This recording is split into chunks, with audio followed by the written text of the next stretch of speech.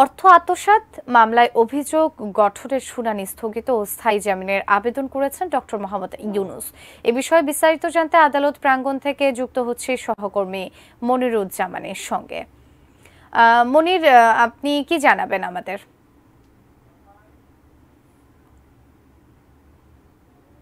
সুজানা, কিছুক্ষণ আগেই ডক্টর মোহাম্মদ ইউনূস তিনি কিন্তু ঢাকার বিশেষ জজ আদালত 4-এ কিন্তু উপস্থিত হয়েছেন। এর আগে সকালে আমরা যেটি জেনেছিলাম যে তিনি তার আইনজীবীর মাধ্যমে একটি আবেদন করেছেন এই কোর্টে, যেটি হচ্ছে তার বিরুদ্ধে আজকে অর্থ আত্মসাতের মামলায় যেই অভিযোগটি ছিল সেই অভিযোগ গঠনের শুনানি হওয়ার কথা ছিল, কিন্তু তিনি তার আইনজীবীর মাধ্যমে এই আদালতে আবেদন করেছেন অভিযোগ গঠনের শুনানি স্থগিত রেখে তাকে স্থায়ী জামিন দেওয়া হয়।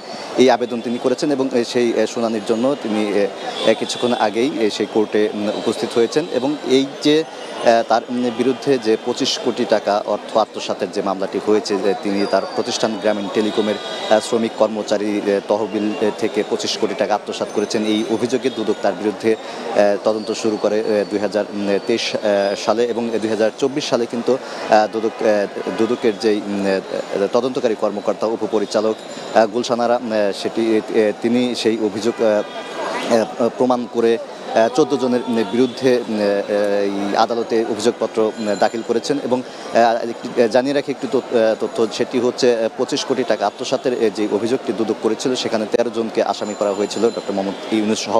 এবং গুলশান আরা যখন এই অভিযোগের তদন্ত করে একটি তদন্ত প্রতিবেদন দাখিল করেন, সেখানে আরও একজনকে নতুন যুক্ত করে 14 জনের বিরুদ্ধে তিনি অভিযোগপত্র দাখিল করেন। এবং সেই অভিযোগের শুনানি, অভিযোগপত্র গঠনের শুনানি কিন্তু আজকে হওয়ার কথা ছিল, এখনও সেটি রয়েছে। কিন্তু তার আগে যেহেতু ডক্টর মোহাম্মদ ইউনূস একটি আবেদন করেছেন এবং এই দুই বিষয়ের উপরেই আজকে শুনানি হবে, যেহেতু মাত্র তিনি কোর্টে উপস্থিত হয়েছেন এবং কোর্ট শুরু হওয়ার পর এই দুই বিষয়ের শুনানি শেষে হয়তো পরবর্তী যেই আদেশ বিচারক দিবেন সেটি হয়তো আমরা সেই শুনানি শেষে দর্শকদের জানাতে পারবো।